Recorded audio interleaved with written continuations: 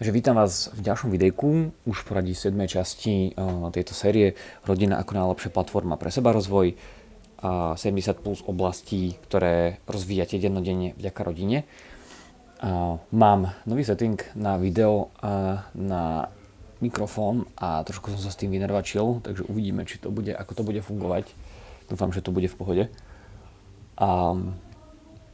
Ak náhodou kvalita zvuku a kvalita videa nebude až tak dobrá, dúfam, že mi to odpustíte.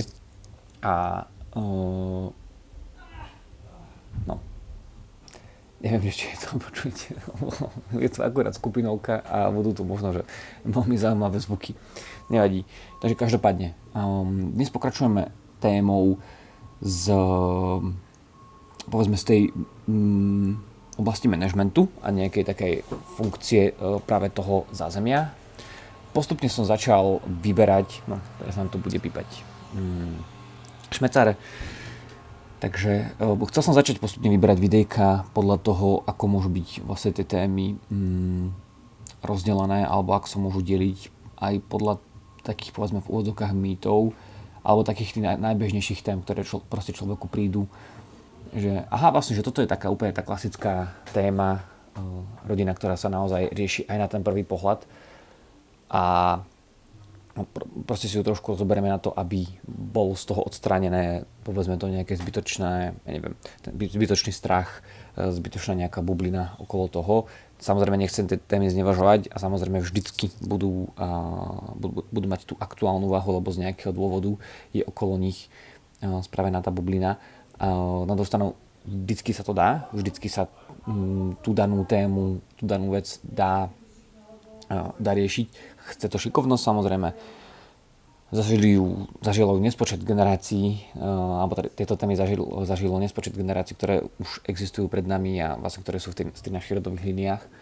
A myslím si, že akože netreba sa ich bať, treba si ich skôr popísať a treba ísť do nich, povedzme, s nejakým takým nastavením, že jednoducho dá sa to, trvá to nejaký čas, treba si na to vybudovať návyk a tak ďalej. Takže tak. Mám teda ešte zo pár noviniek, predtým než začneme. Mám už spustenú komunitu Muži rodu. Je primárne teda určená pre dospievajúcich mužov, respektíve komunita sa zaberá skôr procesom dozrievania a dospievania mužov. Určite sa to týka aj žien. Na druhú stranu zatiaľ teraz do toho zapájam len mužov. Povedzme zatiaľ to len tak na pozvánku, respektíve už pomaličky otvorím aj pre verejnosť, ale tak zo skúseností aj tak ja si tých klientov viem najlepšie odmanéžovať a najlepšie pooslovovať.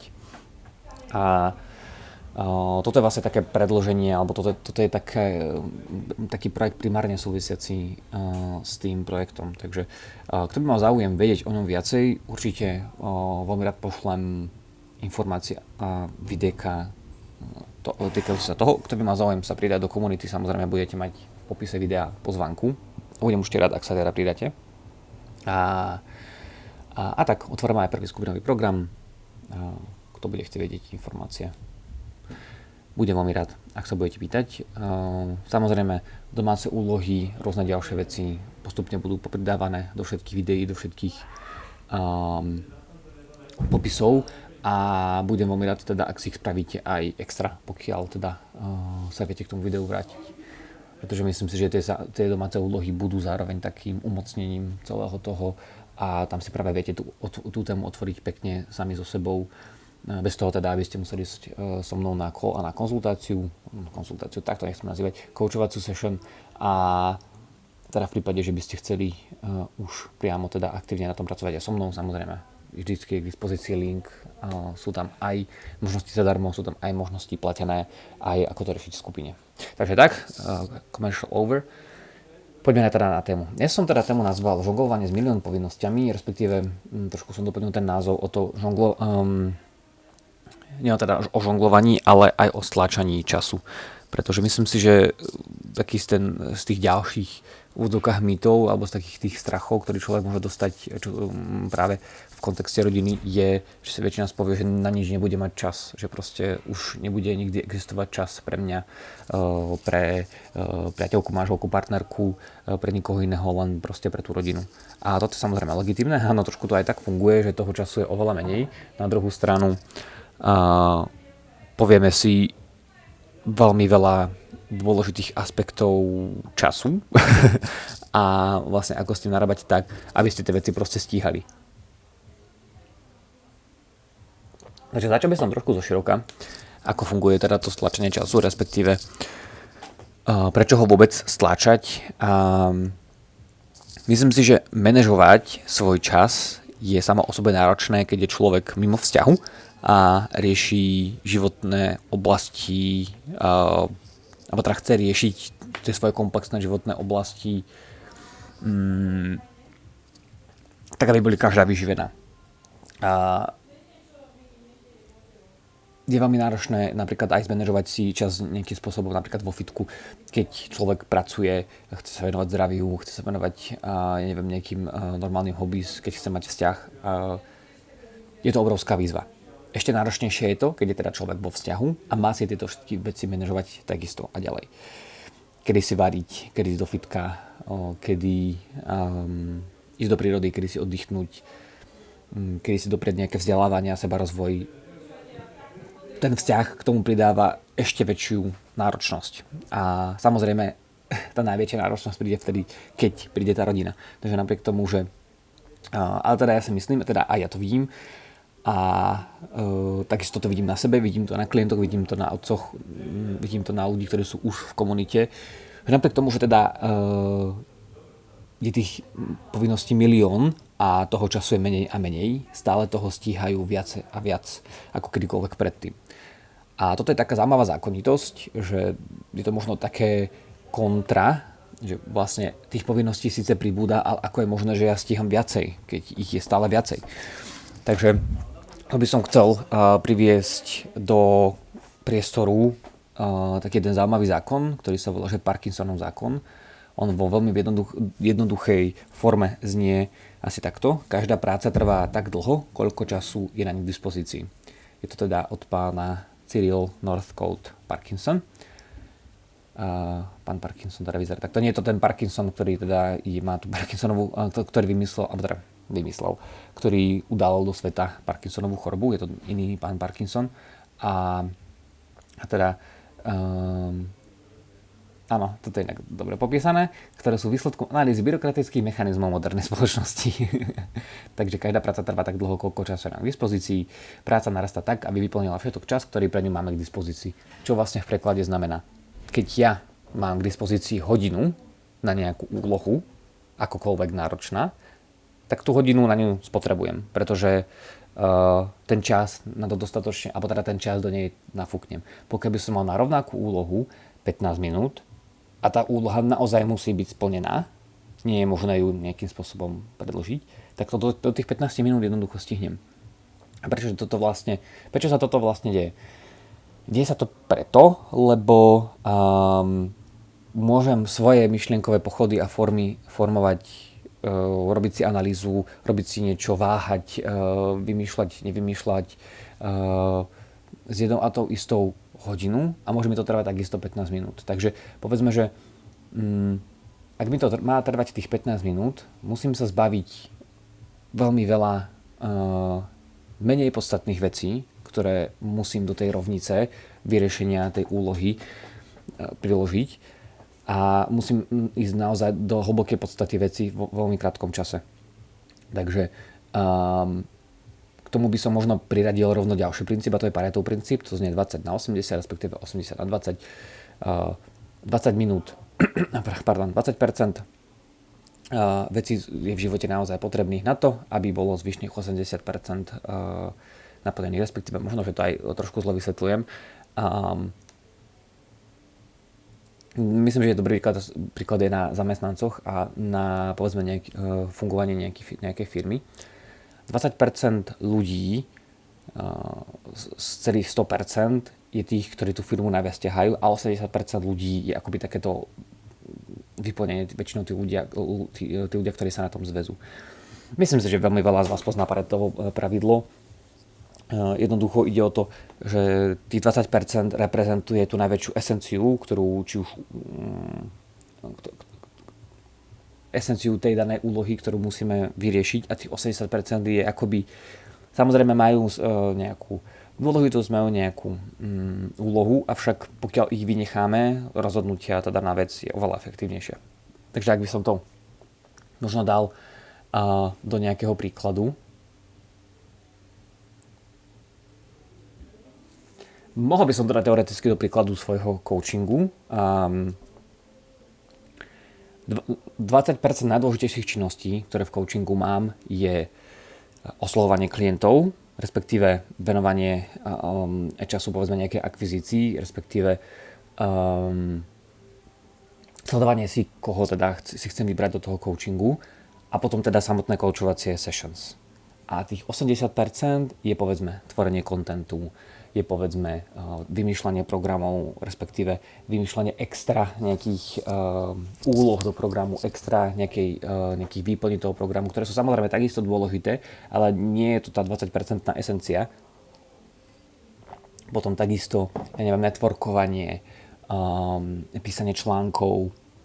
Je to vlastne, pokiaľ si mám vybrať, ktorá tie veci sú naozaj najdôležitejšie, tak je to práve tých 20%, ktoré mi vlastne prinesú práve to moje uspokojenie, že s niekým pracujem, práve to, že jednak mi to zarobí nejaké peniaze a mám jednoduchú klientelu, s ktorou pracujem. Tých zvyšných 80 je takisto dôležitých, lenže to akú vlastne páku to vyvíja na to, či skutočne coachujem alebo nekoučujem, je proste nepodstatne menšia. Takže samozrejme, keď tvorím nejaký content, samozrejme, keď tvorím nejaký, alebo teda napríklad takéto videá, čo by som, už teraz to považujem skôr za tých 20%, na druhú stranu,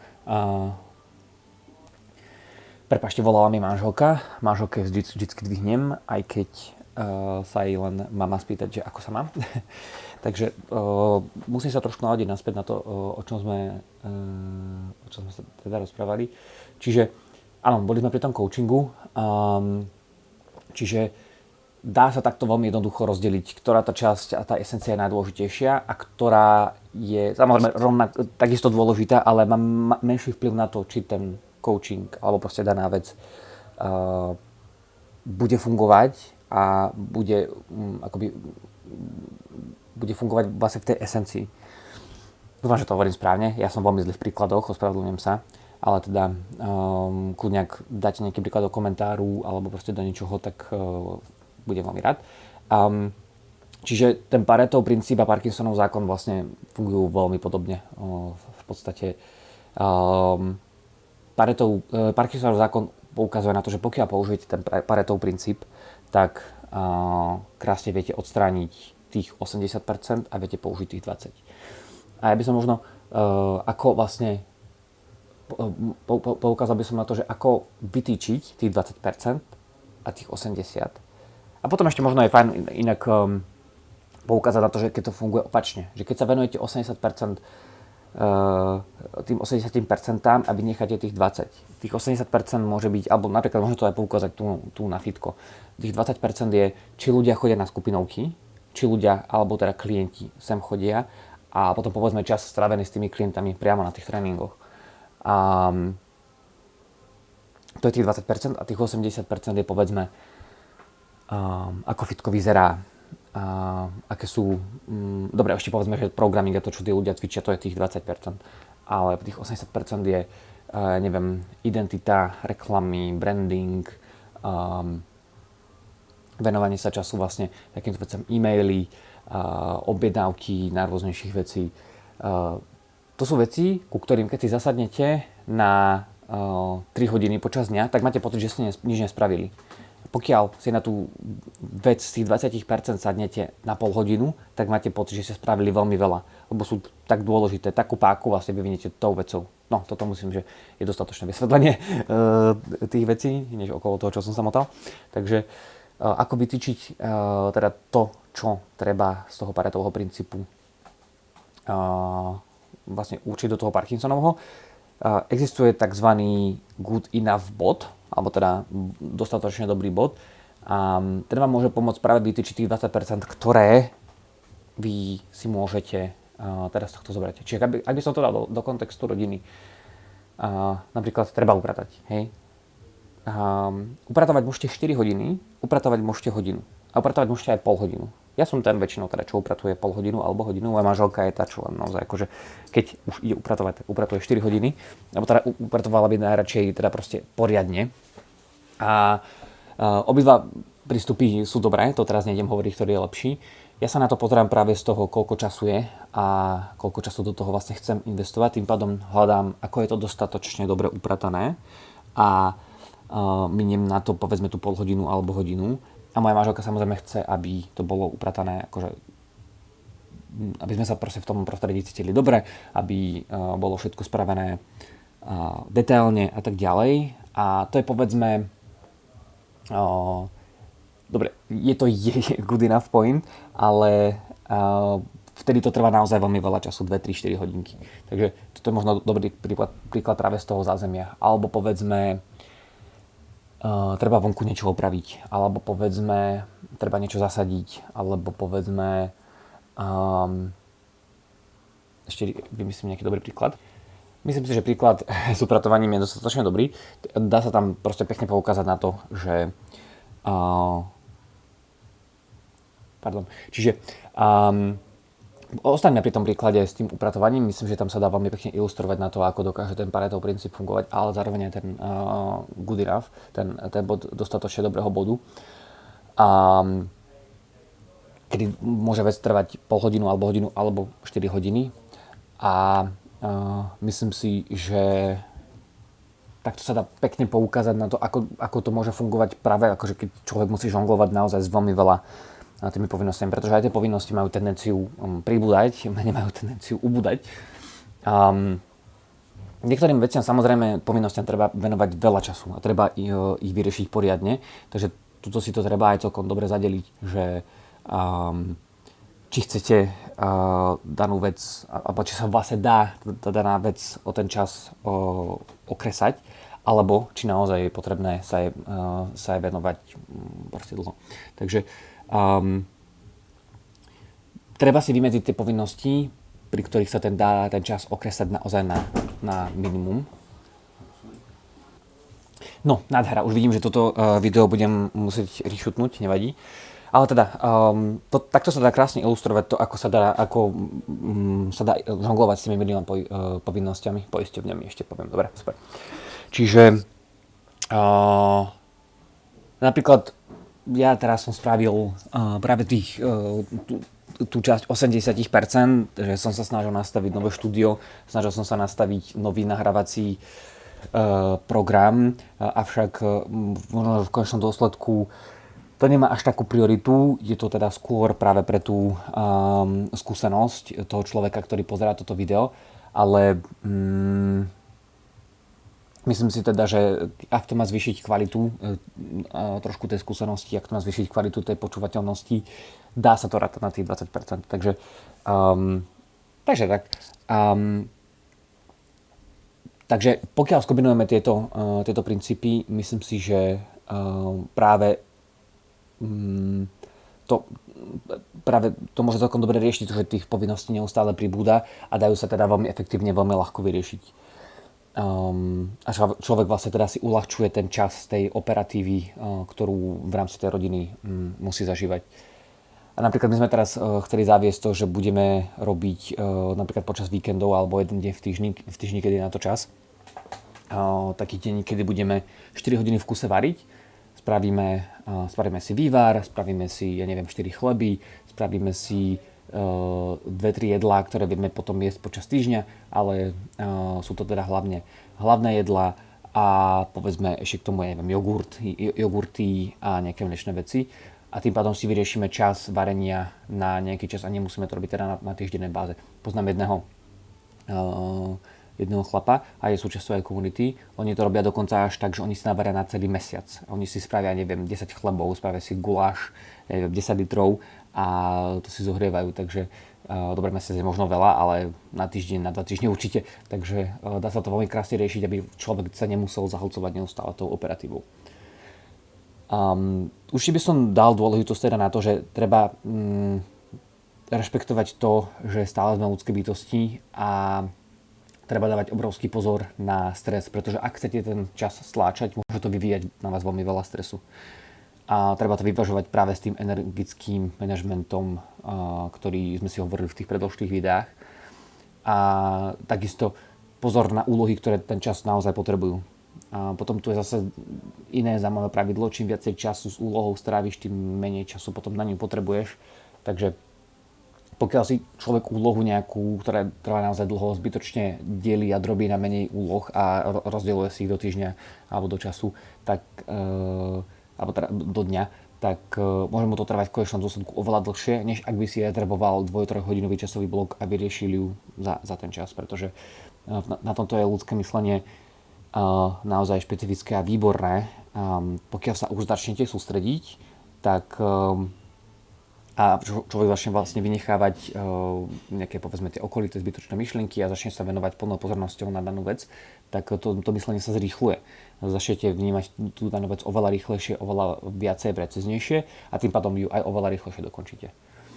Takže tak.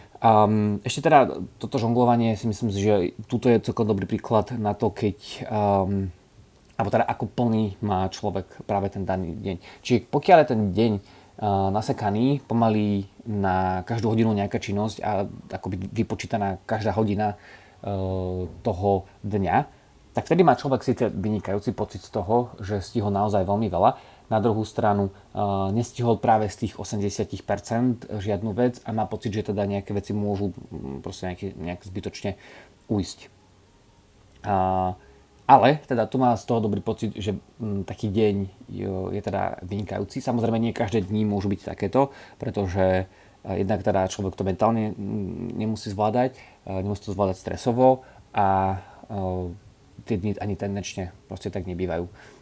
A ak je aj tak zahltený denodenne, tak tá efektivita sa potom určite môže strácať. Deň, ktorý je tak priemerne zaplnený, vtedy má vlastne človek dostatok času aj na tie 20%, tie najdôležitejšie veci, ale aj na tie 80%.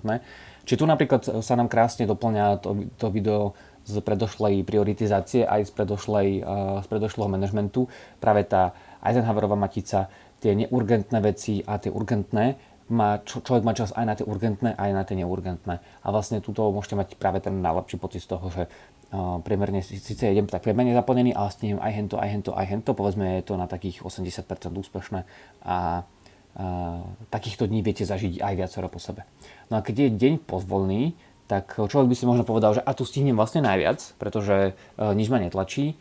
Častokrát to funguje práve naopak. Keď vás netlačí nič, stihnete toho najmenej. Pretože buď si poviete, dnes je taký pozvolný deň, dneska sa nebudem ponáhľať a tým pádom veci trvajú 10 krát dlhšie, alebo vlastne akoby nemáte ani len takú motiváciu toho, že to sa vlastne neopláca kvôli takému tu dňu stať z postele, tak proste zvolíte si úplne jednoduché tempo.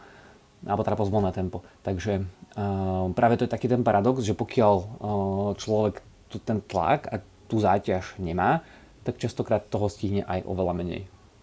Samozrejme na to si takisto treba dávať pozor, lebo ak je toho tlaku a stresu veľa, tak jednoducho preťažíte sa. No a ešte nejaké, povedzme, také ďalšie faktory, ktoré môžu uľahčiť práve túto operatívu, pretože tá operatíva za rodinou je ale že obrovská vec.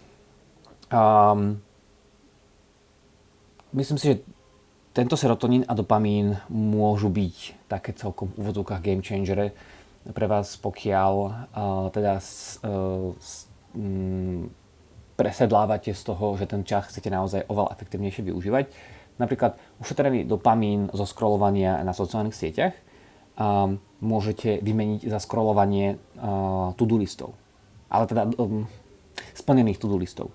Čiže ak si robíte to-do listy a robíte si alebo akúkoľvek nejakú evidenciu takých vašich úloh, určite je veľmi dobrý pocit práve z toho, keď prídete, že vlastne ja som toto všetko vlastne stihol počas toho dňa alebo počas toho týždňa. Napríklad ja si robím takéto papierikové aj rôzne rozpisy týždňov a je to super pocit, keď teda to preškrkám a vidím, že wow, že počas toho týždňa sa toho udialo naozaj veľa. A síce teda samozrejme scrollovať na sociálnych sieťach môžete hodiny, ale tuto vám vlastne stačí minútové prescrollovanie, čo ste stihli a máte z toho obrovský pocit a chcete zrobiť nejaké veci ďalej. Takže to je práve ten dopamín, ktorý vám dá tú odmenu, že super, toto je niečo super užitočné, čo sa stalo. A pokiaľ teda aj vidíte, že ste ešte niečo nestihli, tak super, idem to dokončiť a budem mať z toho ešte lepší pocit. Takže keď si ten dopamín ušetríte na naozaj tie dobré a dôležité veci, tak viete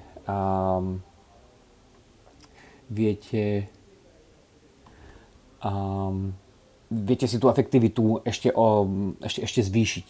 A práve aj ten dobrý pocit z tej také tej dobre odvedenej práce.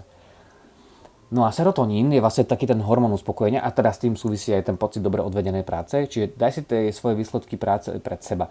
Buď tak, aby si ich videl, zažil, alebo si ich pripomínal, aby si videl v kalendári, aby si videl napríklad, neviem, platby, faktúry, príjmy, výdavky. Ja mám napríklad teraz také zaujímavé obdobie, že každú jednu faktúru, ktorú zaplatím, alebo platbu, alebo teda proste vložek, a súvisí teda s tou operatívou rodiny, tak mám z toho veľmi dobrý pocit, lebo si hovorím, že wow, že proste pekne to zvládame. A samozrejme, že sú obdobia, kedy sa tie faktúry len kopia peniaze, ktoré by mali prísť, ktorých to zaplatiť, ako si meškajú, tak je to potom také, že ale potom to vlastne odíde a hovorím si, že wow, že proste pekne to zvládame. Takže treba využiť tieto páky na to, aby človek zmysluplne míňal práve tie, alebo teda mal ten manažment odmien. To možno zapíšem ako ďalšiu oblasť, práve ten manažment odmien, namiesto management odmien, pretože to si myslím, že je veľmi dôležité nastaviť si akoby ten odmeňovací systém pre seba, pre to, čo považujem akoby za hodnotné a za odmeny hodné. Takže tak. A toto je potom taký psychologický koncept.